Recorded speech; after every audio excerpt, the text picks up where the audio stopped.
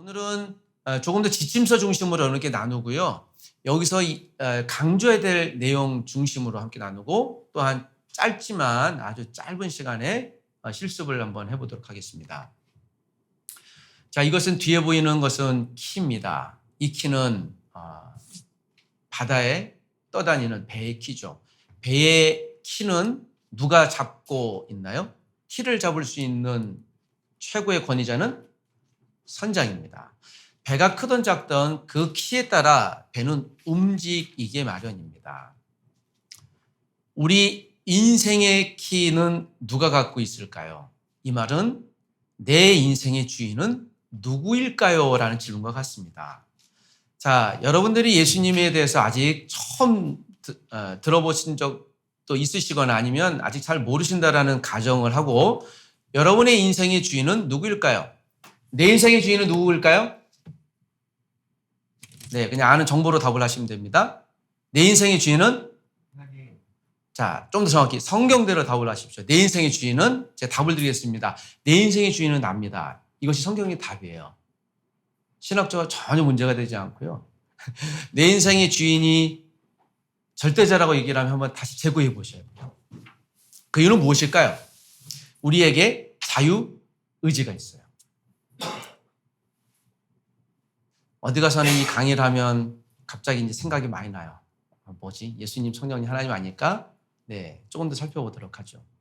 내 인생의 키입니다. 내 인생의 키, 하나님이 아담에게 에덴 동산을 누구 마음대로, 누구 뜻대로 다스리라고 했나요? 예, 창세기에는 아담의 의지대로 다뤄요. 그래서 이것을 의지의 선물이라고 합니다. 그래서 우리의 인생, 내 인생은 내 의지대로 살 수 있는 권한을 주셨습니다. 이것을 우리가 성경에서는 자유의지라고 합니다. 하나님의 기막힌 선물이라고 볼 수 있습니다. 내 인생의 키는 내가 갖고 있는 것이죠. 그래서 누구 의지대로 살 수 있나요? 내 의지대로 살 수 있고 그것이 하나님의 선한 뜻입니다. 조금 성급히 얘기해 볼까요? 내 인생의 주인이 하나님이라고 하면, 절대자라고 하면 어떤 일이 벌어질까요?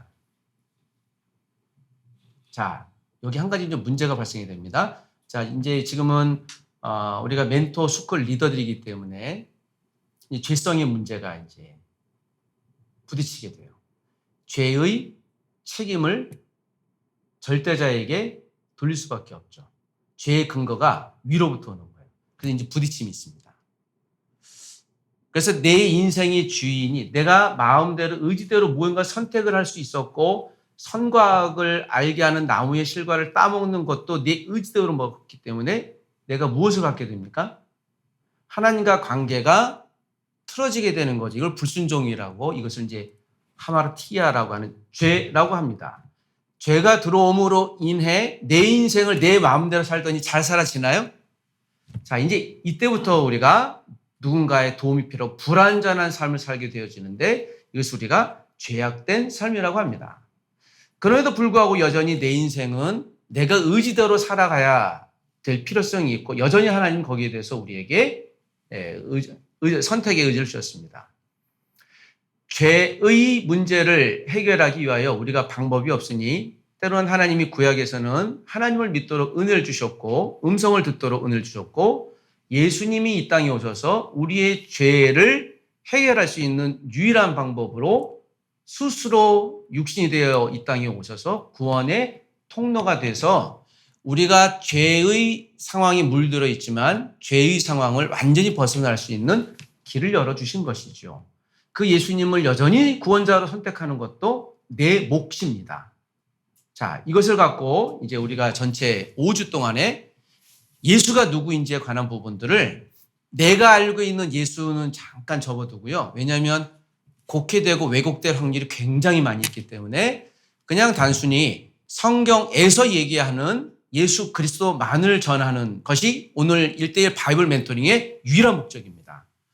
제가 알고 있는 예수도 좀 왜곡된 게 있어요. 내 경험 때문에. 그래서 우리가 잘 전하고 나서도 약간 어긋나는 게 이쪽에 수정이 필요한데 이 교재가 갖고 있는 유일한 목적은 예수 그리스도를 내 경험으로 얘기하는 것은 철저히 맞고요. 성경을 이야기하는 것만을 갖고 설득합니다. 그래서 경험에 대한 것은 우리가 철저히 좀 내려놓으려고 애를 씁니다. 안녕하세요. 오가가 처음에 나올 텐데 교재를 한번 보십시다. 자, 교재를 중심으로 한번 속도감 있게 나가보죠. 제 교재로 8페이지에 있고 멘토링 이 지침서에는 네, 여기는 지금 이제 그냥 패스했는데요. 이게 퀘이커 교도들이 썼던 QQ라고 하는 프로그램을 갖고 온 것인데 가능하시면 이것을 나눠주시면 상대방에 대한 영적인 정보를 많이 얻을 수 있어요. 그래서 주로 저는 이제 첫 번째, 두 번째, 세 번째에 있는 내용을 많이 나누면 좋을 것 같습니다. 당신의 삶에 있어서 가장 따뜻하고 행복했던 시절은 언제였습니까? 당신의 삶에 있어서 가장 춥고 어려웠던 시절은 언제였습니까? 따뜻하고 행복했던 시절이 가장 의미 있고 좀 좋았던 시절을 의미하고 반대일 텐데요. 자, 이 두 가지만 한번 나누어 볼까요? 어떤 분들은 없다라고 얘기할 수도 있겠고 얘기하기 싫습니다라고 얘기할 수도 있겠지만 자, 이제 한번 두 분씩 한번 짝을 져서요. 한 분에게 한 30초씩만 시간을 드리도록 하겠습니다. 자, 이제 제가 그 실습을 드리는 건요. 해봐야 다음 거 할 수 있거든요. 그래서 어떻게든지 한번 말을 한번 해보셨으면 좋겠습니다. 여기다 한번 같이 와서 짝이 없으시면 두 분씩만 한번 짝을 져서 한 분이서 30초씩만 1, 2번을 얘기해 주시고 다른 분도 번갈아서 1, 2번을 얘기해 주시겠습니다. 자, 한번 잠깐만요. 짝을 져서 준비 시작. 혼자 계지 마시고. 잠깐. 성찬 형제님 이쪽으로. 성찬 형제님.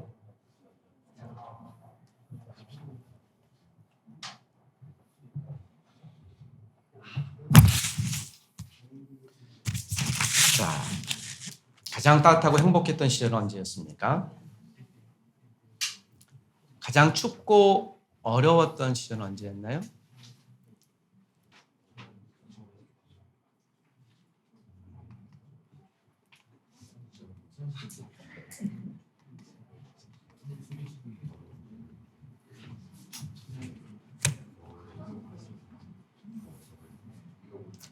네, 네, 나누셨군요. 또 나머지 못 나누신 거는 이제 끝나고 시간을 드리도록 하겠습니다.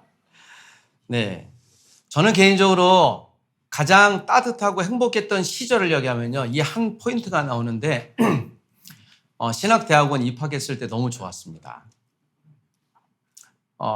신학대학원 입학 아직도 잊혀지지 않는데 96년 12월 말인가 제가 다른 건 안 하고요. 영어 공부만 했어요. 영어 공부가 120점인데 그중에 한 110점을 목표로 하고 했습니다. 평균 역대적으로 평균 영어 성적이 30점이에요. 그래서 이거 100점만 맞으면 뭐 그냥 여유있게 다른 공부 안 했거든요. 다른 공부를 이렇게 하고 여유있게 이렇게 딱 쳤는데요. 영어 시험에 반밖에 못 맞았어요. 이제 낭망을 했죠.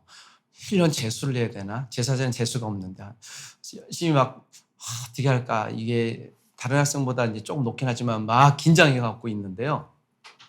이게 합격했다는 얘기를 듣고 얼마나 좋았는지 한 1분 정도 너무 좋더라고요. 그 다음에는 이제 별로 근데 그 찰나가 너무너무 좋았어요. 제가 하고 싶었던 걸 할 수 있다는 사실이.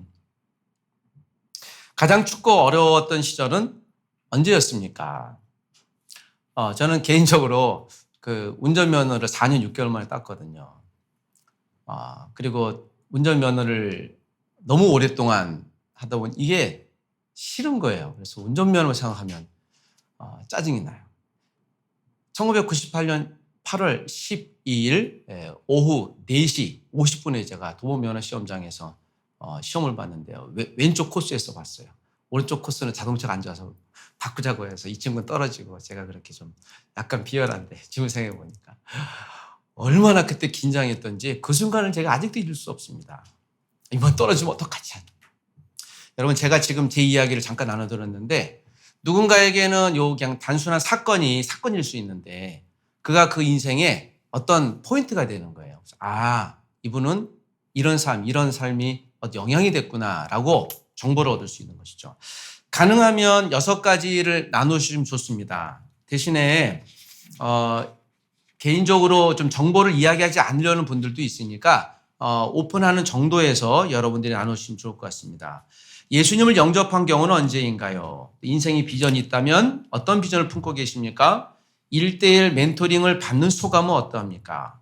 1대1 멘토링 만난 기간 동안 함께 기도할 제목은 무엇입니까? 기도를 전혀 익숙지 않은 분들은 기도 제목 나누는 걸 모르기 때문에 그런 기대하는 바는 무엇인가요? 라는 정도만 얘기해 주셔도 여러분들 괜찮습니다. 그리고 다음 페이지를 보면 이제 예수 그리스도가 나오는데 예수 그리스도에 관한 부분들은 저희가 이제 이 내용은 다문화권 학생들을 대상으로 조금 더 편집이 필요해서요. 한국적인 내용을 그대로 서비해 놨습니다. 물론 읽어도 충분히 이해가 되긴 하는데 요거는 이제 개인적으로 읽어보셔도 좋을 것 같습니다. 자, 제가 뒤에 보이는 페이지에 보면 이제 5가지가 나오는데 한번 제목만 한번 빠르게 읽어보겠습니다. 이번 우리 멘토스쿨에서 배울 내용입니다. 다 같이 시작. 예수는 어떤 분입니까? 또 예수는 지금 무엇을 하고 있습니까? 예수를 믿으십시오. 그다음 네, P4U인데 이건 이제 전도지인데요. 전도지를 여러분들이 필요하시면 제일 처음에 사용하셔도 되고 아니면 제일 끝에 사용하셔도 됩니다. 구원의 확신까지인데 원래 이 교재가 그분을 만나보셨나요? 라고 하는 4권짜리 교재로 나왔었어요. 모 교회에서 1대1 제자 양육 교재라고 해서 큐티부터 사역까지 나왔는데 이거를 제자 훈련하다 보니까 놀란 사실은 그 담임 목사님이 이분이 교회 오래 다녔는데요. 예수님을 안 믿고 있어요. 그래서 굉장히 충격이 된 거예요. 제자 훈련까지 하고 가르치고 있는데 예수를 사실 안 믿고 있어요. 또는 예수를 믿는지 모른다는 사실을 갖고 너무 큰 충격이 돼서 앞에다가 이 교재를 한 권으로 만든 것이 소위 말하면 이제 이 교재입니다. 그래서 처음에 앞에 예수가 누구인가에 대한 우리가 지금 이 부분만 하는데요. 이게 원래 없었어요, 이 부분이. 그래서 이 내용만 하다 보니까 교회를 오래 다녔는데 이분이 예수를 안 믿는 것이 너무 큰 충격이었죠. 무슨 얘기인가 하면 여러분 교회 생활은 10년, 20년 할 수 있습니다. 네, 충분히 할 수 있고 그러나 그 예수를 믿을지 안 믿을지는 nobody knows. 아무도 몰라요. 자, 우리가 복음이 필요한데 이 복음 자체에 대해서 주는 것이 우선이겠다 해서 만든 것이 이 교재고 저는 이제 이것을 개인적으로 93년도부터 이제 모 선교단체에서 받으면서 지금까지 사용하고 있는 교재고요. 이것을 조금씩 업그레이드도 했고 이번에 한 8개 국어로 감사하게도 번역판이 나와서 이 교재를 선택하게 되어졌습니다. 편집하셨던 목사님이 이 교재 번역권을 같이 주셔서 지금 교재로 지금 나와 있는 것이죠. 1대1 바이블 멘토링 교육의 효과와 제재 양육인데 이 3가지가 사도행전에서 이야기하는 특별히 이 바이블 멘토링의 가장 중요한 테마라고 볼 수 있습니다. 우리가 교회든지 성도든지 하나님의 말씀이 필요하고요. 케르그마, 그 다음에 디다케 교육이 필요합니다. 그리고 나서 이제 교제가 필요한데 이게 사도행전 2장 42절에 나와 있는 3가지 교회 공동체를 이루는 가장 중요한 요소입니다. 말씀이 있어야 되고요. 교육이 있어야 되고 교제가 있어야 되는 이 3가지. 교제의 최고의 교제는 성찬식이고요. 식탁 교제입니다. 그래서 식탁 교제는 음식 교제는 단순히 밥을 먹는 게 아니라 영혼을 나누는 교제. 그래서 먹고 마시는 것에 대해서는 예배의 한 축으로 성경은 분명히 얘기하고 초대교회에서. 그래서 저는 이제 교회나 또는 우리 모임할 때 식사 안 하고 가면 아직 예배 안 끝났습니다. 드시고 가세요 라고 얘기하는 이유가 있는 것인데요. 잘 지켜주셨으면 좋겠습니다. 자, 한 번 더 읽어보고 또 교제를 해보겠습니다. 자, 뒤에 있는 내용입니다. 다 같이 시작.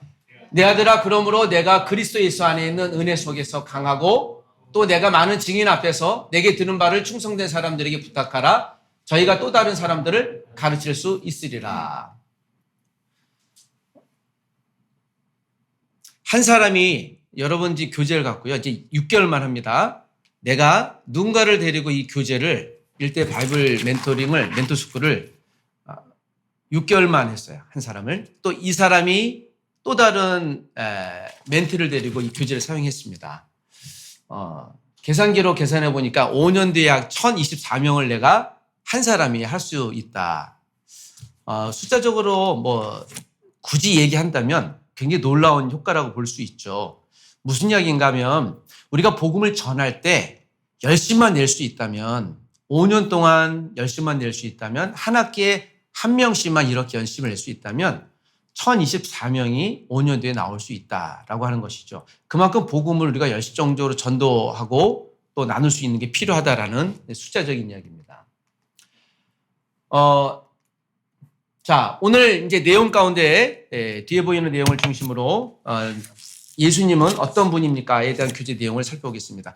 혹시 중간에 질문을 좀 해줘도 좋아요. 지난번에 멘토스쿨에 참여하셨던 분들도 계시기도 한데 지금은 이 7가지 조직신학 내용 가운데요. 6가지가 지금 이 4가지 테마에 다 들어있어요.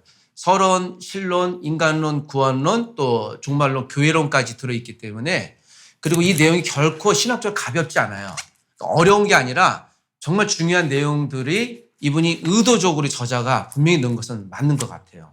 그리고 제가 이 교재를 보면서 지금 소위를 묻다 훑어다 보기를 하는데 제가 좀 비교를 했는데 예수님은 어떤 분입니까? 라는 것은요. 소위를 묻다 20에서 22문이 그대로 들어가 있어요. 제가 아까까지도 한 비교를 해봤는데요. 소위를 문답이 1에서 107문까지 있는데 이것이 우리 종교 개혁자들이 복음을 좀 제대로 이단을 방어하기 위해서 만든 인류의 선물인데 이 내용 가운데 교리적인 내용, 믿음의 내용 중에서 서론, 신론, 인간론, 기독론, 구원론, 종말론에 있는 내용을요. 제가 이제 처음으로 비교해 본 건데요. 이 내용 가운데 이게 6가지가 그대로 다 들어가 있어요. 그래서 저도 굉장히 놀랐어요.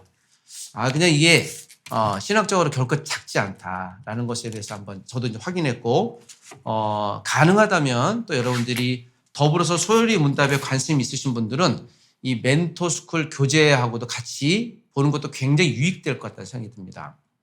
13페이지인데요. 예수는 어떤 분입니까? 라는 질문을 하게 됩니다. 자, 우리 한번 같이 빠른 속도로 그 전제에 있는 부분들만 읽어보도록 하겠습니다. 다 같이 시작. 우리는 처음으로 사람을 만나 소개받을 때 먼저 그의 이름과 더불어 그의 주변 사항, 학교, 직장, 출신지 등을 소개받습니다. 그리고 좀 더 그 사람과 대화를 하면서 그의 생각이나 성품들을 알게 되고 또 그와 가까운 사람을 통해서도 그 사람에 관해 여러 가지를 알게 됩니다. 예수란 분을 소개할 때도 마찬가지일 것입니다. 지금까지 당신은 예수님을 어떤 분이라고 생각했습니까? 사람마다 예수님에 대한 생각이 다를 수 있습니다. 그러므로 예수님이 어떤 사람인지를 알기 위해서는 본인의 이야기나 그의 가장 가까운 사람들의 의견을 들어보아야 할 것입니다. 예수님은 자신을 소개하면서 이 성경이 곧 내게 대하여 증거하는 것이로다 라고 말했습니다. 자, 예수님은 어떤 분입니까? 이렇게 한번 이제 질문해 볼 수 있겠습니다. 여러분 혹시 생각하시는 예수님은 어떤 분이셨나요? 그러면 이제 여러 가지 이제 나올 수 있습니다. 한번 한 분만 대답해 볼까요? 예수님은 누구신가요? 그러니까 내가 여태까지 알고 있는 예수님? 홍석 간사님, 예수님은 누구신가요? 라고 묻는다면 무엇이라고 답하시겠습니까? 참 신이시고 참 인간이십니다. 이제 지난번 멘토스쿨을 잘 받으셨기 때문에 답이 나오는데요. 예수님이 누구십니까? 라고 할 때 그분은 참 좋으신 분이십니다. 또는 기도에 응답해 주시는 분이고 의미 있는 분입니다. 라고 이야기하는데 다 맞는 이야기일 수 있는데 우리 교재 원칙이 무엇이라고요? 성경이 말하는 예수 그리스도만 전하자라고 하는 것이 우리의 미션이란다면 성경은 예수 그리스도를 어떻게 소개할까에 대한 부분들입니다. 저는 꽃을 참 좋아합니다. 무슨 꽃을 좋아할까요? 한번 추측해 보십시오. 꽃 중에 무슨 꽃을 좋아할까요? 저를 사랑 안 하셔도 한번 얘기해 주세요. 국화를 좋아합니다. 굉장히 좋아요. 그래서 장례식장 가면 국화 냄새 참 감사하다. 제가 싫어하는 꽃이 있어요. 이 꽃을 주면 제가 감사하긴 한데요. 이렇게 아주 큰 기쁨이 일어나지 않습니다. 제가 장미를 별로 좋아하진 않아요. 가시가 있기 때문에 그게 아니고 제가 초등학교 때 장미꽃 한 다발에서요. 제가 위험한 상황에 갈 뻔했어요. 그게 그 중독성이 있잖아요. 이 산소를 다 잡아먹는 꽃이에요. 그래서 장미를 방에 가득 채우면요, 그 위험한 상황 될 수 있기 때문에 조심해야 되거든요. 그래서 제가 취해서 비틀비틀 학교에 있었던 일인데 제 짝꿍하고요, 비틀비틀하니까 초등학교 4학년 때 왜 그러냐고 나중에 봤더니 장미에 취한 거예요. 그때 처음 알았죠. 이제 저를 소개하는 겁니다. 그래서 앞으로 여러분 저에게 꽃을 선물할 때 무엇을 주시겠습니까? 그래. 또 저에게 장미를 주면, 이분이 저를 싫어하는구나. 정보를 드린 겁니다.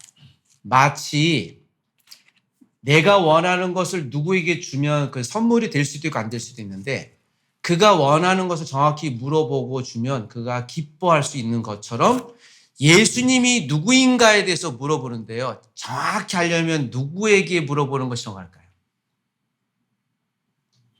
아주 정확히 알려면 예수님에 대해서 물어보는 게 낫죠. 그가 스스로에 대해서 무엇이라고 얘기했는지를 듣거나, 또는 예수님의 바로 옆에서 예수님을 봤던 사람들의 이야기를 들으면 거의 예수님이 누구인지를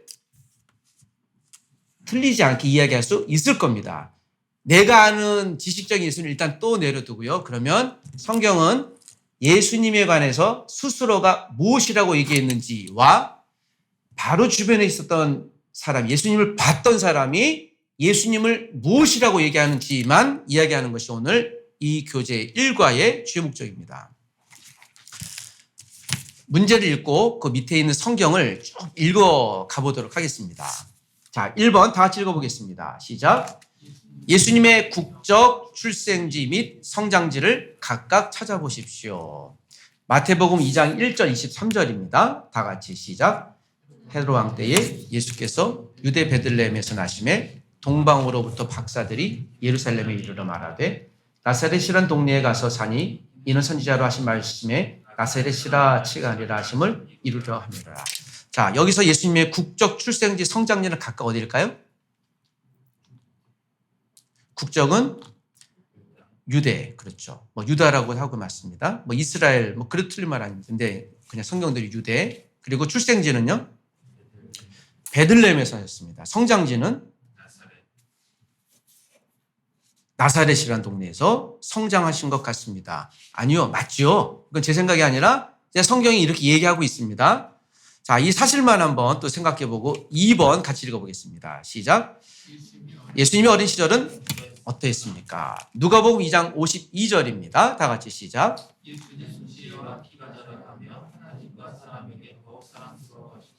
네, 예수님의 어린 시절을 기록하는 유일한 성경입니다. 다른 데서는 기록하지 않고 누가복음만 기록하고 있는데요. 여기서 예수님의 어린 시절은 어떠했다고 우리가 얘기할 수 있을까요? 예, 지혜와 키가 자랐다는 것은 예수님이 성장했다라고 봐도 괜찮을까요? 네, 그것도 괜찮겠죠. 그러면 예수님은 성장해 가신 것은 맞는 것 같습니다. 예수님이 그 갓난 아기였을 때는 엄마 젖도 먹었겠죠? 예수님은 개구장이었을까요? 아니었을까요?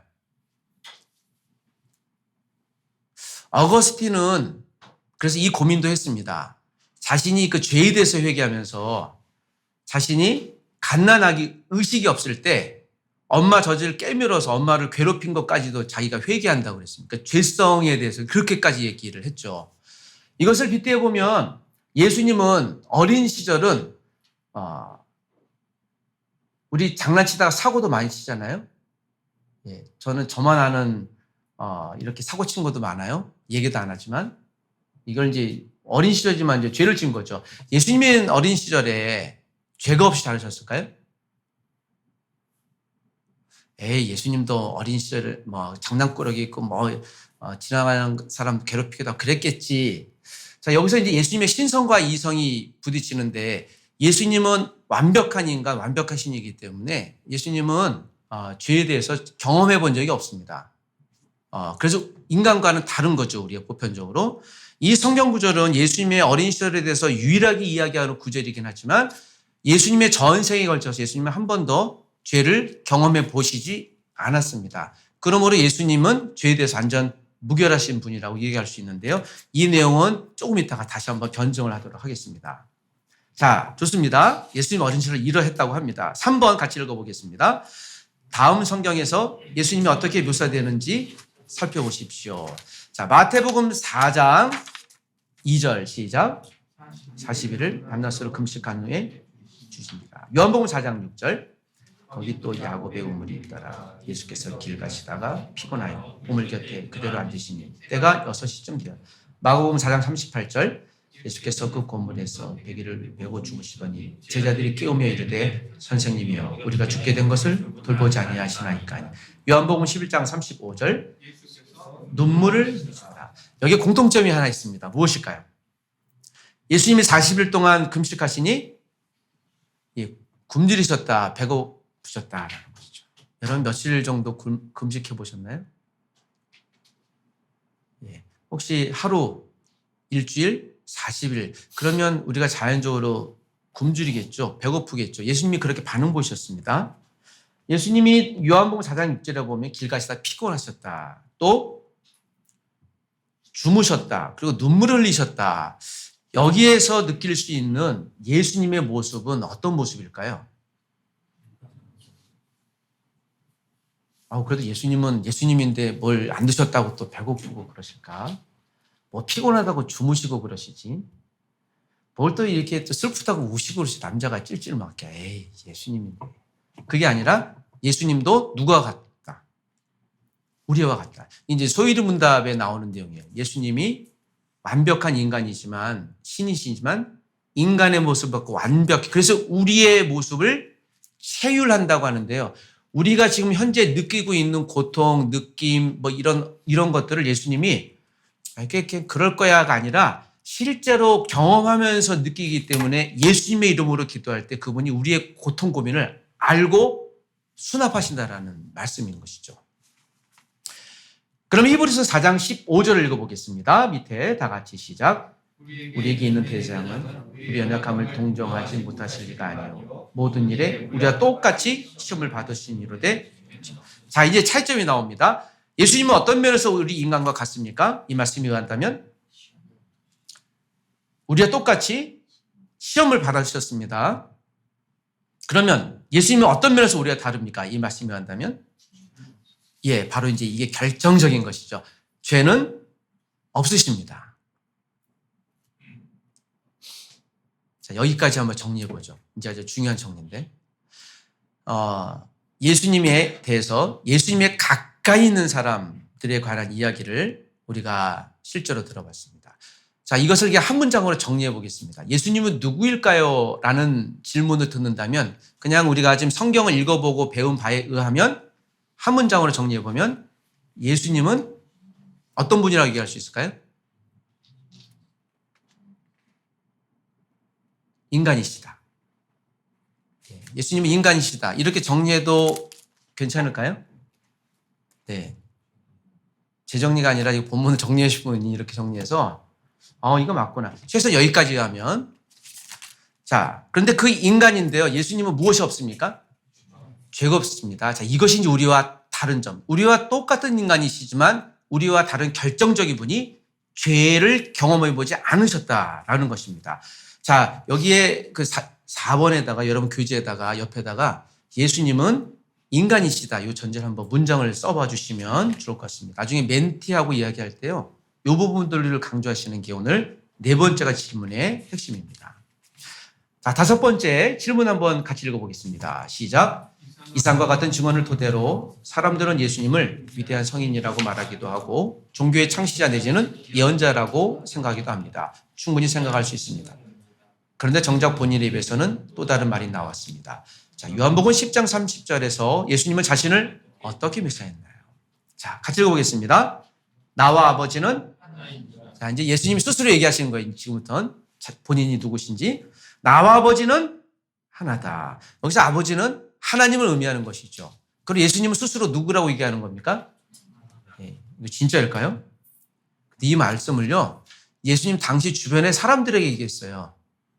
우리는 지금 예수님을 하나님을 믿고 있는 사람도 있고, 뭐 배워가는 사람도 있지만, 여러분, 제가 생각해보니까 제가 하나님입니다. 여러분, 저는 하나님과 동등합니다. 할렐루야. 갑자기 이제 여러분들이 좀 마음이 불편할 정도가 이거 뭐야죠? 아니, 여러분, 제가 하나님이라니까요. 왜 동의 못 하시죠? 그렇죠. 왜냐하면 여태까지 죄도 짓고 뭐 그런 거 다 봤는데 하나님이라고 하니까 마치 느낌은 예수님이 이 말씀을 들었던 사람들은 예수님을 그렇게 느낌을 받았을 거예요. 그래서 처음에 굉장히 거부감을 느껴. 이 본문이 이제 그 구절이기도 합니다. 또 한 번 읽어보죠. 또 예수님이 어떻게 이야기하셨는지. 자, 6번째 질문입니다. 시작. 어떻게 생각하면 좀 건방지 나아가서는 독선적인 것 같은 발언입니다. 이와 같은 발언을 다른 곳에서도 볼 수 있습니다. 요한복음 5장 23절 다 같이. 이는 모든 사람으로 아버지를 공경하는 것 같이 아들을 공경하게 하셨습니다. 아들을 공경하지 아니하는 자는 그를 보내신 아버지도 공경하라. 그러므로 예수님은 자신이 누구와 똑같이 공경받으실 분이라고 하나요? 아버지, 즉 하나님이라고. 이건 예수님이 스스로 얘기하시는 겁니다. 그러면 요한복음 14장 9절에도 나를 본 자는 누구를 보았다고 얘기합니까? 아버지. 이게 누가 얘기하는 겁니까? 예수님 스스로 얘기하시는 겁니다. 지금 계속해서 반복해서 나를 본 자는, 즉 예수 자신을 본 자는 누구를 보았다고요? 하나님을 보았다고 동등하게 얘기해요. 이건 사실일까 아닐까요? 우리가 지금 멘티에게 얘기한다면 멘티가 뭐 다양한 대답이 나올 수 있어요. 이거 가짜일 거예요. 맞아요. 그럴 수도 있죠. 잘 모르겠는데요.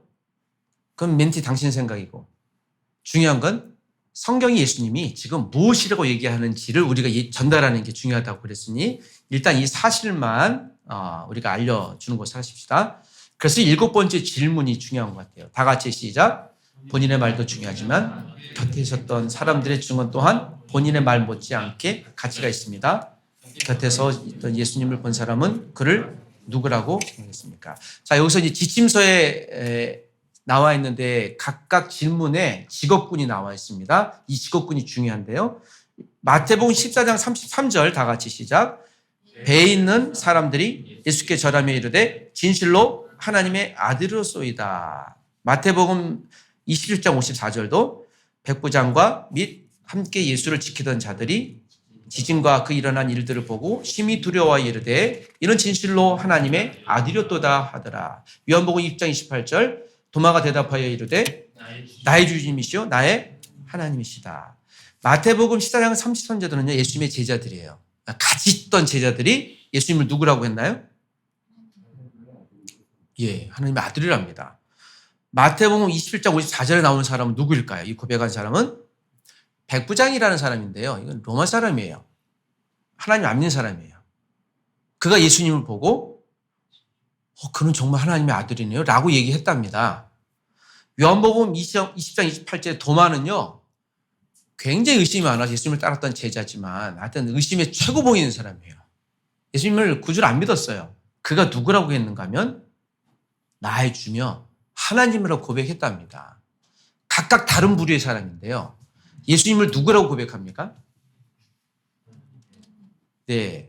하나님의 아들이라고 얘기합니다. 하나님의 아들이라고 한다면 예수님이 조금 전에도 그랬는데요. 자신을 하나님이라고 그랬잖아요. 그러니까 예수님은 자신을 누구와 동등되게 하는 거예요?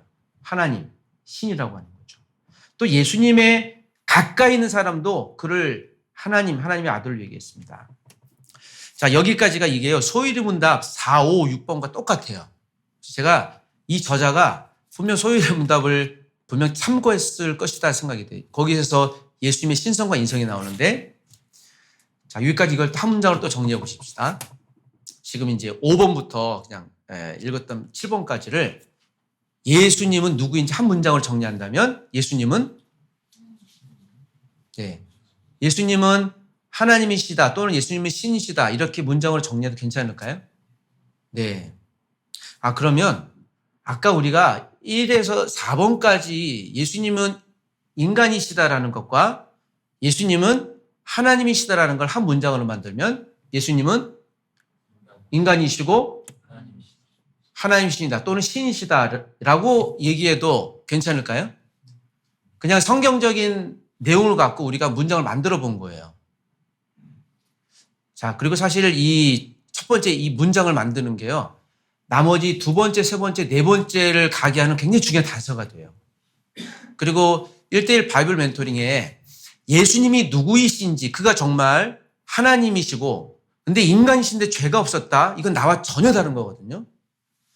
그래서 이 문제가 해결이 되거나 해결이 안 될지라도 영적인 고민이 있으시면 그러면 예수님이 다음 두 번째 시간에 어떤 일을 하셨는지 세 가지 중요한 사역이 나오는데 그 사역이 이제 수납 이해가 되시는 거예요.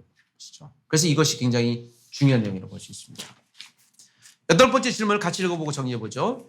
한 번은 예수님이 제자들에게 사람들이 나를 누구라고 생각하느냐고 물어보았습니다. 제자들이 들은 대로 열관 몇 가지 의견을 들은 후에 예수님은 제자들에게 질문했습니다. 너희는 나를 누구라고 생각하느냐? 이 질문에 여러분들은 어떻게 답하시겠습니까? 자, 이건 이제 각자 다를 수 있는데,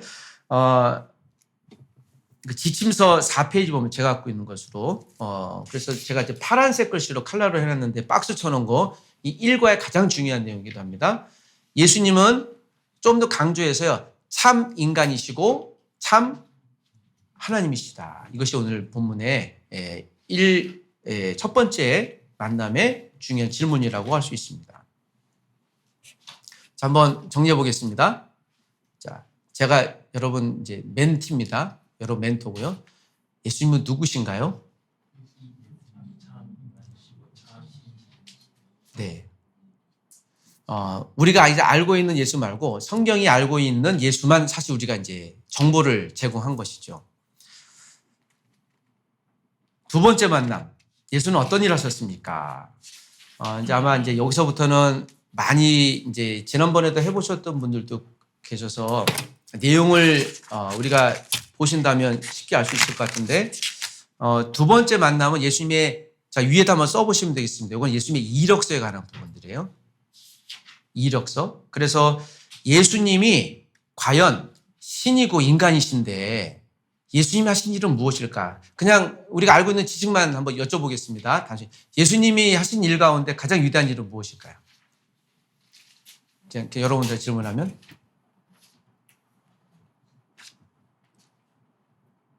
아직 교회를 안 다니시기 잘 모르시는군요. 그럴 수도 있죠. 예수님이 하신 일 가운데 가장 위대한 일 중에 하나는 십자가를 대신 우리 죄를 위해 져서 죽으시고 부활하신 일이죠. 그런데 예수님께서 살아생전에 3년 동안 공생애라고 일컫는 3년 동안에 하셨던 가장 중요한 일이 있습니다. 이것을 우리가 이제 사역이라고 하는데요. 예수님이 이것을 놓고요, 다른 데 집중하지 않고 이 세 가지를 집중해서 하셨답니다. 그것은 무엇일까요? 그래서 오늘 예수님이 어떤 일을 하셨는지에 대한 두 번째 과의 중요한 내용은요, 예수님이 하셨던 세 가지 중요 사역, 그리고 십자가에서 우리의 죄를 위해 죽으셨다라는 것을 배울 텐데, 자, 이것도 제목만 읽고, 자, 1번 같이 읽어보겠습니다. 시작. 마태복음 11장 2에서 6절을 읽으십시오. 요한이 예수님이 자신을 기다리던 메시아인지를 확인하는 질문을 했을 때 예수님은 자기가 하고 온 일을 어떻게 묘사했습니까? 마태복음 11장 2에서 6절 다 읽진 않고요. 5절을 보면 맹인이 보며 못 걷는 사람이 걸으며 나병 환자가 깨끗함을 받으며 못 듣는 자가 들으며 죽은 자가 살아나며 가난한 자에게 무엇이 전파된다고요? 복음이 전파된다. 이 말씀이 중요한 이유는요, 이것도 신학적인 내용인데 이사야서 61장에 있는 내용을 반복하고 있어요. 이게 무엇인가 하면 이사야 선지자가 예언할 때 맹인이 보고 그리고 못 걷는 자가 나병 환자가 깨끗함을 얻고 복음이 전파되면 그 사람이 메시아야라고 예언한 내용이에요. 그래서 오늘 이 마태의 이 반복적인 것은요, 마태는 특별히 유대인들에게 복음을 전하려고 애썼던 분이기 때문에 유대인의 이해를 위한 필체로 내용을 썼어요.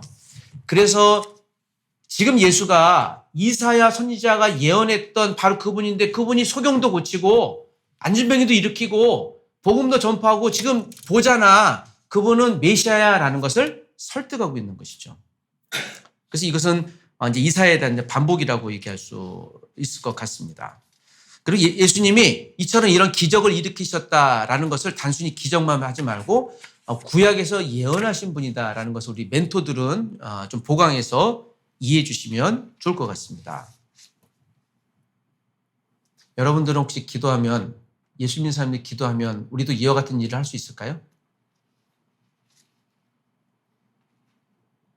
해보신 적 있나요? 여러분 기도하니까 혹시 병든 자가 나와본 적이 있고, 요거는 이제 1대1 바이블 멘토링 마치고 제일 뒤에 이제 사역 부분에 나오기도 하는데, 네, 그거는 그때 가서 조금 더 보강해 보도록 하겠습니다. 그러나 분명히 우리가 기도하면 하나님이 은혜 주셔서 늘은 아니지만 이런 일도 충분히 일어날 수 있다라는 거 성경은 이야기하고 있습니다. 두 번째 질문 또 같이 읽어보겠습니다. 시작. 예수님의 제자였던 마태는 예수님의 사역을 어떻게 보셨습니까? 자, 이제 이게 별표 3개 밑줄 짝인데요. 이게 두 번째 이 질문의 핵심적인 구절입니다. 4장 23절 다 같이 읽어볼까요? 시작. 예수께서 온 갈릴리에 두루 다니사 그들의 회당에서 가르치시며 축복음을 전파하시며 백성 중에 모든 병과 모든 약한 것을 고치시니, 구절에 가능하면 동그라미 쳐도 좋고요. 가르치신 것과 전파하신 것과 고치는 사역. 예수님의 평생의 공생의 가운데 이걸 소위 말하면 이 세 가지 가장 중요한 사역이라고 할 수 있습니다. 가르치시는 사역, 전파하시는 사역, 고치는 사역. 그래서 우리 교회가 이 세 가지 사역을 합니다. 그리고 성도가 이 세 가지 사역을 우리가 잘하든 못하든 하는 것인데, 예수님의 이력 가운데 이 세 가지를 예수님은 공생의 3년 동안만 계속해서 반복해서 하셨습니다. 우리도 이 세 가지 사역을 열심히 잘 해냈으면 좋겠습니다. 그래서 우리가 가르치는데, 가르치기 위해서 무엇을 해야 될까요? 배우는 거죠. 그래서 가르치는 거 배우는 건 한 가지 같이 갑니다. 그리고 전파하는 것은 전도하는 것이거든요. 전도하거나 선교하거나. 고친다라고 하는 것은요, 육신의 질병과 또 마음의 질병인데요. 그래서 우리가 육신의 질병이 있거나 어떤 어려움이 있을 때 먼저 기도하는 게 맞는 것 같아요. 성경은 예수님이 세 가지 사역을 얘기하겠으니 나올 수도 있고 안 나올 수도 있지만 우리가 모든 것에 대해서 하나님 앞에 간구하는 자세로 기도하는 것, 세 가지 사역을 우리도 따라서 해야 될 것 같습니다. 이 바이블 멘토링이 예수님의 말씀에 따라서 우리도 그러므로 가르치는 것을 순종하고 있는 것을 보게 됩니다. 여러분 혹시 그 가르치는데 스스로 나는 참 가르치는 은사가 있다 생각하시는 분 있나요? 이건 은사이기 때문에요. 이거는 자기 절대 잘한 그게 아니고, 이게 내가 있구나. 가르치는데, 목사님 근데 가르치는데 은사가 있는지 아닌지 어떻게 아나요? 그냥 제 이야기하면요. 가르치는데 사람들이 막 주무시면은, 가르치는데 은사가 있는 거예요. 잠들게 하는 은사가 있는 거고요. 실제로 어떤 목사님이 저한테 그랬는데, 본인이 설교하는데 은사가 없으시대요. 아주 심각하게. 그래서 그분 설교 안 하세요.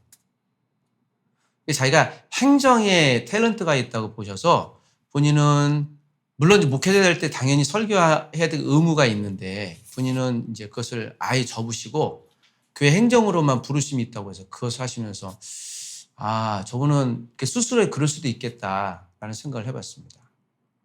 제가 아는 정말 존경한 책을 정말 많이 쓰신 분이 있으세요. 뭐 불꽃처럼 타올라라고 해서 너무 글이 좋아요. 제가 한 번에 정말 시간을 내서 주일날 그분 설교 들으러 갔는데 얼마나 놀랐던지 졸려요. 그게 제 경험이에요. 그래서 그냥 글로 봤을 때는 너무 좋았는데 이게 졸릴까 하고 그 다음 수요일날 또 가봤는데 또 졸려요. 그래서 안녕히 계세요. 그러니까 제 이야기니까 이렇게 다룰 수 있는데, 그러니까 각각 다룰 수 있는 거예요.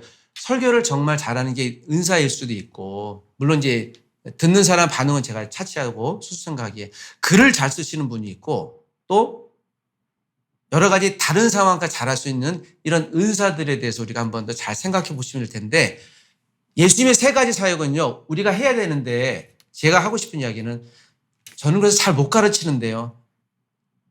잘이라고 얘기하지 않았어요. 잘하든 못하든 예수님의 세 가지 사역은요, 우리가 어떻게 해야 돼요? 하는 거예요. Just do it. 나이키. 전도 잘 못하는데요. 잘 못해도 어떻게 해야 됩니까? 그냥 하는 거예요, 그냥. 저 기도하는데 뭐 치유도 안 일어나는데요.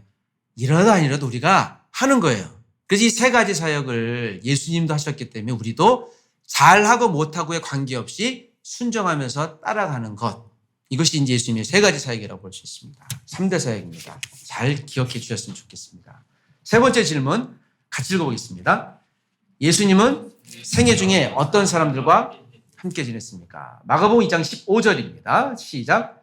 그의 집에 앉아 잡수실 때 많은 세리와 죄인들이 예수와 그의 제자들과 함께 앉았으니 이는 그러한 사람들이 많이 있어서 예수를 따르미로라. 네, 같이 있었던 분은 누굽니까? 세리와 죄인. 이것은 좀 알아두셔도 좋을 텐데요. 세리와 죄인은 한 명사입니다. 그러니까 세리 따로 죄인 따로가 아니라 그 세리는 그냥 죄인이에요. 특별히 이 말씀을 보면 이 마가복음 또는 이제 마태도 이렇게 썼는데 세리가 유대인들만 시켰습니다. 로마 관리들이. 그래서 유대인들을 속속히 알기 때문에 유대인들에게 보통 세금을 걷도록 했어요. 그런데 유대인들이 유대인들에게 세금을 거두니까 로마 관리 입장에서 로마의 공무원이 됐으니까 민족을 팔아먹은 사람이 되죠. 더군다나 세리는 그냥 걷지 않고요. 최소한 4배에서 10배 정도 뒷주머니를 챙기는 것으로 거뒀어요. 안 그래도 미워 죽겠는데 도둑놈이죠. 더군다나 이분들은요. 돼지고기나 또는 문물에 대해서 거부감 없이 손으로 만져야 되기 때문에 유대인들의 입장에서 부정의 극치예요. 그래서 세리는 그냥 죄인들의 인식이에요. 그게 그냥 한 명사였습니다. 근데 예수님이 어떤 사람과 같이 있었습니까? 바로 그 사람들이에요. 우리가 보기에 종교적으로 완전히 에이 아니야 라고 버린 사람들, 소위 소외된 사람들. 이렇게 보면 우리가 여기 지금 대학이라고 본다면요. 죄인이라는 입장이 말고 복음이 필요한 소외된 사람은 누구일까요? 그래서 전혀 복음에 대해서 듣지 못하는 사람은 누구일까요? 사실 우리가 그분들에게 가야 될 필요성이 있는 거예요. 그분들이 오길 기다리지 않고 예수님 그들에게 가서 친구하고 먹고 마시고 했던 거죠. 개인적으로는 저는 외국인 유학생들을 강조하는 이유가 사실 방점이 여기 있어요. 가서 그들에게 복음을 나누고 마치 그러니까 죄인이라는 입장보다 복음이 절대적으로 필요한 입장이다라고 생각했던 것이죠. 이제 우리 또 신입생들 만날 텐데 그분들이 우리에게 막 복음 가르쳐 주세요 하고 막 올 거 아닌가요? 그래서 우리가 야 이게 너무 많다 주지 마 라고 했던 때가 한 15년 전이고요. 그래서 우리가 가는 거죠. 뭐 기숙사나 또는 왔을 때 가는 거예요. 그게 우리가 이제 필요성이 있어 가는 것이죠. 세 번째 질문입니다. 이제 네 번째 질문입니다. 같이 읽어보겠습니다. 시작. 이와 같은 생애를 보낸 예수님에 대해 당신은 무엇을 느낄 수 있습니까? 그의 생애의 어떤 면이 당신에게 감명을 줍니까? 이것도 뭐 자유스럽게 나눠주시면 될 것 같습니다. 네, 그냥 자유스럽게. 다섯 번째 질문. 아름답고도 위대한 생애를 보낸 예수님 마지막으로 어떻게 죽었습니까? 자, 이제 십자가의 사건인데요. 마가복음 15장 15절, 25절을 읽어주십시오. 시작. 빌라도가 우리에게 만족을 주고자 하여 바라바는 놓아주고 예수는 십자가에 못 박히게 넘겨주니라. 때가 십자가에 못 박으니라. 예수님이 이렇게 아름답고도 위대한 생애를 보낸 예수님의 마지막은 어떠하셨나요? 이 말씀에 의한다면 채찍질하고 십자가에 못 박혀 넘겨줍니다. 그리고 제3시에 이건 유대인 시간이라 지금 시간으로 보면 9시입니다. 오전 9시. 예수님이 십자가에 달려 돌아가셨대요. 그런데 이 십자가 형벌은요. 보통 로마인들이 했던 형벌은요. 우리가 알고 있는 십자가보다 X자가 많고요. 뭐 십자가도 개중이 있긴 하지만 마지막 처형할 때 보통 십자가 형벌은 사람을 끝까지 십자가에 달아놔요. 끝까지. 그래서 이 사람이 빨리 좀 사망하도록 다리를 부러뜨리면 몸이 처져갖고요. 호흡이 곤란해서 이제 쇼크사에 죽습니다. 거의 대부분. 그래서 몸이 이렇게 꺾여지죠. 이렇게 있으면 호흡이 안 돼서. 그 시체를 걷어가지 않습니다. 시체를 방치해둬요. 어떤 일이 벌어질까요? 네? 네. 여기 가면 골고다 산이었고요. 그리고 주로 시체들이 많은 곳이에요. 그러니까 시체 냄새도 많고. 그러니 거의 아마 까마귀는 새 종류로 와서 이제 몸을 파먹어요. 주로. 그리고 방치해요, 의도적으로. 보통 십자가 형벌이 그렇습니다. 그럼 마지막에 무엇만 남을까요? 뼈만 남죠. 그래도 수거 안 해요. 뼈가 나중에 삭아서 우수수 떨어져요. 그러면 그때 유족이 가서 그 수거해요. 그러니까 로마에 저항하면 십자가 형벌할 거야. 이거는 가장 최고의 최악이에요. 수치도 있고. 그러니까 인간에서 해골인데요. 그냥 최악의 상황을 사람들에게 계속 보여주는 거예요. 그래서 저항 못하게 하는 방법인데 가장 흉악범에게만 형벌을 줬습니다. 그런데 예수님이 흉악범으로 죽으셔야만 했습니다. 예수님은 왜 이렇게 마지막에 이러한 형벌을 지셔야만 했을까요? 이 고민을 해보고 6번째 질문을 읽어보겠습니다. 시작. 예수님의 죽음은 그 당시 여느 정치범의 죽음과 별로 다를 것이 없어. 그러나 예수님 자신뿐 아니라 그의 제자들도 그의 죽음에 커다란 의미가 있다고 했습니다. 그 의미를 요약해 보십시오. 마가복음 10장 45절을 읽어주십시오. 시작. 인자가 온 것은 섬김을 받으려 함이 아니라 도리어 섬기려고 자기 목숨을 아는 사람의 대속물을 준답니다. 로마서 5장 8절 우리가 아직 죄되었을 때에 그리스도께서 우리를 위하여 죽으심으로 하나님께서 우리에 대한 자기 사랑을 확증하셨느니라. 여기서 한 단어로 정리한다고 마가복음은요. 대속물, 그러니까 섬김이 대신 죽기 위해서. 로마서 5장 8절은 사랑을 확증하기 위해서.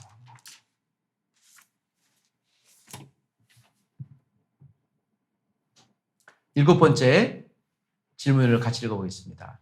그래서 성경은 예수님이 십자가 형벌을 받고 죽어야 했던 것을 무엇 때문이라고요? 죄악 때문이라고 합니다. 죄란 무엇입니까? 당신의 생각을 적어보십시오. 죄는 무엇일까요? 여기서 이제 우리 멘티와 같이 좀 나눠주시면 되고요. 그리고 가장 요즘 현대인들이 싫어하는 두 단어가 있는데 당신은 죄인입니다. 죄에 대한 문제하고요. 지옥이라는 걸 굉장히 싫어합니다. 실제로. 예수 천국 그러면 너무 감사하는데 불신지옥 그러면 굉장히 실제로 정말 싫어하는 데서 하지 마세요 하는 얘기를 많이 들어봤어요. 아니 여러분 예수 믿고 천국 가면 좋은데 예수 하나님이 인간을 사랑하시는데 지옥을 보내실까? 그러지는 않으실 거야 라고 했던 게 실제로 요새 이제 현대 신학에서 일어나고 있는 희망의 신학이에요. 하나님 인간을 만드실 때 아름답게 만드셨고 사랑하셨지 지옥이라는 건 없어라고 하는 이야기가 이제 볼트만 같은 분들이 주장하는 이야기죠. 예수를 왜 믿을까? 그럼 모르겠어요. 이제 본인은 이제 각색한 거죠. 성경은 그렇게 이해하고 있지 않고요. 죄에 대한 분명히 대가가 있고 죄를 갖고 있는 존재 영혼들이 가는 장소가 분명히 있다라고 이야기를 합니다. 그 장소에 대해서는 이제 제가 세 번째, 네 번째 지침서에 넣어놨어요. 게헨나라고 하는 곳인데 그건 지옥이에요. 실제적인 지옥입니다. 그래서 성경은 의도적으로 그 문자화 해놓은 거예요. 이건 이제 종말론에 관한 부분들인데요. 우리가 지금 죽으면 어디를 갈까요? 성경대로 답을 하시면 지금 죽으면 낙원에 가죠. 천국은 가는 게 아니고요. 이걸 이제 파라다이스라고 합니다. 그 지금 죽으면 우리가 예수 안 믿고 죽으면 가는 곳이 이제 수홀, 음부라는 곳이죠. 그리고 예수님이 다시 오시면 언젠가 다시 오실 때 그때는 그동안 아담부터 죽었던 사람들이 몸이 다시 일어나서 하늘에 있는 파라다이스에 있는 수홀에 있는 영들이 다시 와서 합의를 하죠. 그래서 그 몸이 돼서 예수를 믿고 죽었던 사람들은 예수님과 더불어서 천국에 올라가는데 우라노스라고 하는 천국이 진짜 예수님 안 믿는 사람들은 이제 게헨나라고 하는 영원한 형벌받는 불못 지옥에 가는 것이죠. 이게 종말론에 이게 소위르문답 제일 37, 8분에 나오는 것이죠. 그래서 우리가 예수 믿으면 당장 천국 지옥 가고 이제 그 가톨릭에서 이것을 이제 연옥 개념을 놓고 이제 다른 개념을 들어오는데요. 종말론에 관한 그냥 너무 선명한 거예요. 그래서 이것도 우리가 멘토들 꼭 좀 인지해 주시면 좋을 것 같습니다. 그래서 결론적으로 예수 믿으면 천국 가요. 그래도 틀린 건 아니에요. 예수 믿으면 지옥 가요. 그 틀린 건 아닌데 예수님이 다시 재림하실 때 일어나는 현상을 우리가 조금 더 이해할 필요성이 있습니다. 정리해 보면 성경은 죄의 기원과 결과를 8번째 무엇이라고 얘기하는가 하면 로마서 5장 12절에 그러므로 한 사람으로 말미암아 죄가 세상에 들어오고 이건 아담을 의미합니다. 죄로 말미암아 무엇이 왔다고 합니까? 사망이 왔다. 그래서 이제 자유의지가 아까 처음에 얘기했던 대로 죄로 오염이 됐기 때문에 우리가 지금 우리 뜻대로 살 수 여전히 있는데 죄로 오염이 돼서 불완전하게 살아요. 그래서 우리가 우리의 자유의지를 누구한테 맡깁니까? 하나님 앞에 대신 맡기는 삶이에요. 그래서 내 인생의 주인이 비로소 그냥 하나님이라고 얘기하는 게 나중에 이제 동의가 될 수 있는 말씀인 것이죠. 로마서 5장 23절 같이 읽습니다. 모든 사람이 죄를 범하였음에 하나님의 영광에 이르지 못하더니. 죄 없는 사람 있을까요, 없을까요? 우리 여기 가족 중에서 누가 가장 많은 죄를 저질렀을까요? 예. 여러분과 저 중에 누가 많이 죄를 저질렀을까요, 형제님? 지난번에 막 봉사도 해주시고 고맙습니다. 예. 김치도 달라주시고 얼마나. 우리 둘 중에 누가 죄가 많을까요? 내가 볼 때 형제가 많은 것 같아요. 그래도 나는 적게 있는데. 현영 형제님과 나 죄가 누가 많을까요? 예, 답하지 마세요. 제가 많아요. 제가 좀 오래 살았기 때문에 그 죄 꽤 많이 짓습니다. 아주 많이 짓고요. 누가 많이 짓지 모르잖아요. 근데 우리는 지금 많이 있고 없고 정도를 얘기하는데 죄가 하나라도 있으면 그에 대한 대가는 분명 치러야 될 것을 이야기해요. 그걸 죄인이라고 선포를 하고 있는 것이죠. 죄에 대한 기원은 창세기 3장을 나중에 이제 여기에서 아담과 하와가 나오는데 여기서 이제 많은 분들이 좀 고민을 많이 해요. 왜 선과학을 알게 하는 나무의 실과를 열매를 만들었는가에 대한 나오는데 이 부분은 좀 따로 여러분들이 궁금하신 분 있으면 이야기를 좀 해주셔도 좋을 것 같습니다.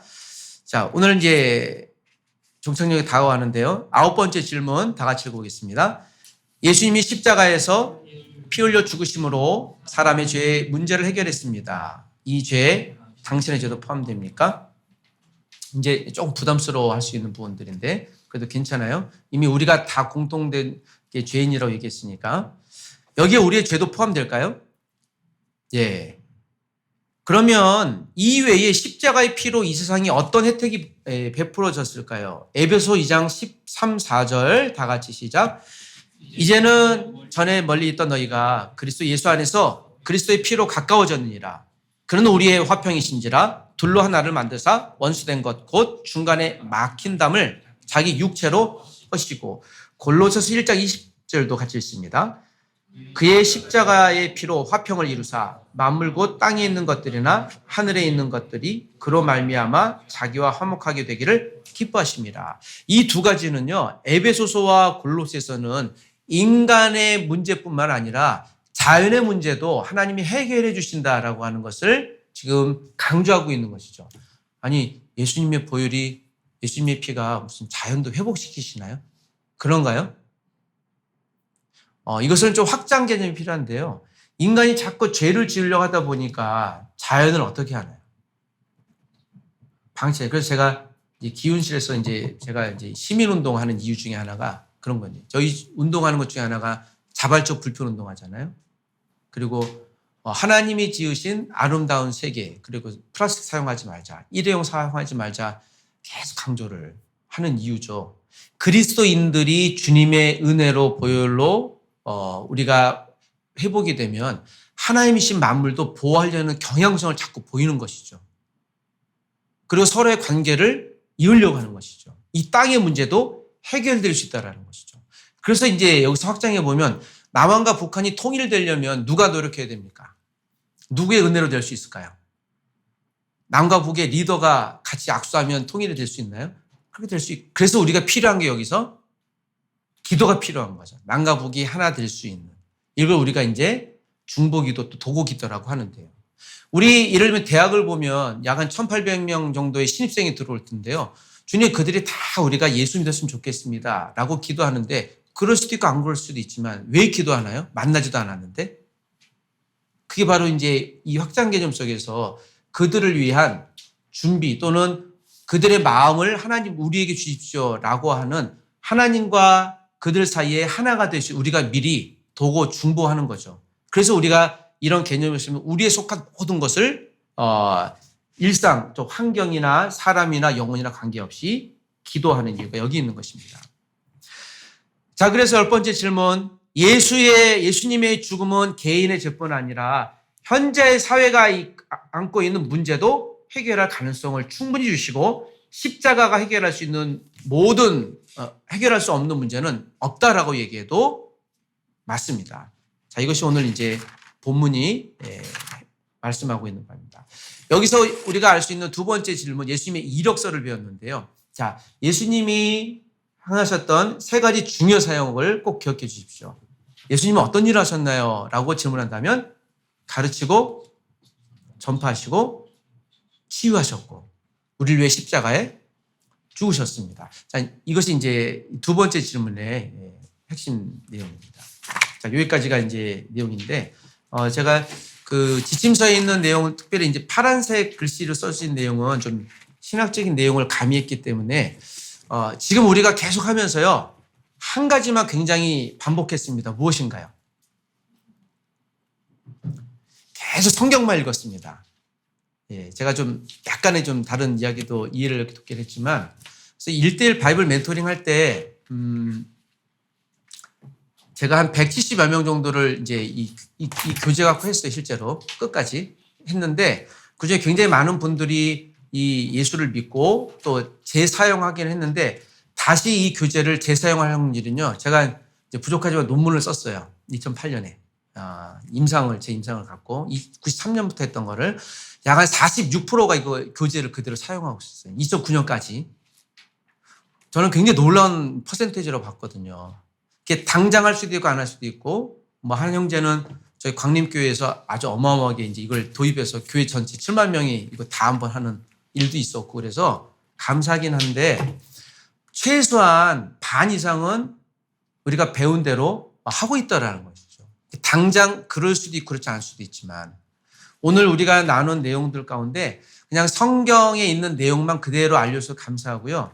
이 교재, 원교재에는 성경 구절이 없어서 복음을 처음 듣는 사람한테 굉장히 어렵다라는 단점이 있었는데 오늘 지금 우리가 사용했던 이 교재는 성경을 밑에 지금 의도적으로 넣어놨기 때문에 그냥 이 교재만 갖고서도 복음을 좀 나눌 수 있도록 제작을 했습니다. 지금 이제 58분인데 여기서 이제 마치도록 하겠습니다. 다음 시간에는 제가 세과를 할 텐데 오늘 미리 여러분들이 좀 내용을 봐 오셨다라고 하는 전제를 갖고요. 지침서에 있는 핵심 내용들만 나누고 조금 더 신학적인 내용들만 좀 보강을 해주는 정도 안에서 조금 더 부드럽게 좀 진행을 하도록 하겠습니다. 혹시 오늘 질문 있으시면 나중에 끝나고 저한테 해주시고요. 혹시 전체에 좀 이 내용들이나 또 진행하는 부분들 그리고 좀 보강하거나 추가로 요청하실 분들이 있으시면 저한테 끝나고 좀 말씀해 주시면 좋겠습니다. 같이 한번 기도하고 마치도록 하겠습니다.